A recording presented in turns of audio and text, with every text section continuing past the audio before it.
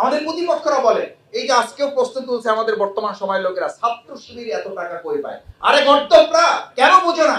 যারা 5 টাকা দেয় সংগঠনে এটা এমন ভাবে ব্যবহার করে, আল্লাহ তাআলা আমাদের 500 টাকার বরকত দিয়ে দেয়। আর তোদের কাছে 5 টাকা গেলে তোরা এমন ভাবে ব্যবহার করো, 5 পয়সার বরকত ওখান থেকে আল্লাহ তুলে নিয়ে যায়। জামাত এত টাকা কোথায় পায়? শিবির এত টাকা কোথায় পায়? আরে বেটা, শিবির জামাত এত টাকা কোথায় পায়? তার চেয়ে বড় কথা হলো, আল্লাহ যখন বরকত দেয় তখন তাকে কেউ ঠেকায় রাখতে, আমাদেরকেও তোমরা কেউ ঠেকায় রাখতে পারবে না ইনশাআল্লাহ। সেজন্য দুদক আমাদের ধরতে পারে না, দুদক তোমাদেরই ধরছে। পাসার আমরা করি না, পাসার তোমরাই করছো।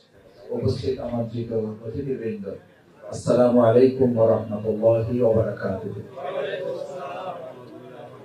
আলহামদুলিল্লাহ, মহান আল্লাহর একান্ত মেহেরবানি এবং তার করুণা, তার দয়া, তার অনুগ্রহ যে আমরা এই বছরে তার একান্ত অনুগ্রহে হায়াতে তৈবার অধিকারী হয়ে গুরুত্বপূর্ণ মুহূর্তে আমরা একত্রিত হয়ে আল্লাহর একটি নির্দেশ পালনের জন্য এখানে একত্রিত হওয়ার সুযোগ পেয়েছি। সে আল্লাহ সুবহানাহু ওয়া তাআলার দরবারে আমরা সবাই শ্রদ্ধাবনত চিত্তে হৃদয়ের সবটুকু আবেগ এবং ভালোবাসা দিয়ে সবাই শুকরিয়া আদায় করি। সকলে বলে আলহামদুলিল্লাহ।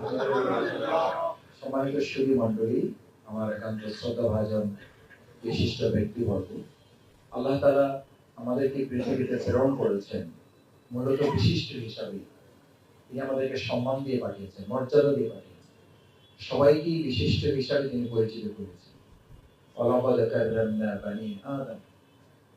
আল্লাহ তাআলা আমাদেরকে এতটা সম্মানিত করেছেন যে কারীম শব্দটি তিনি তার নিজের সাথে ব্যবহার করেন।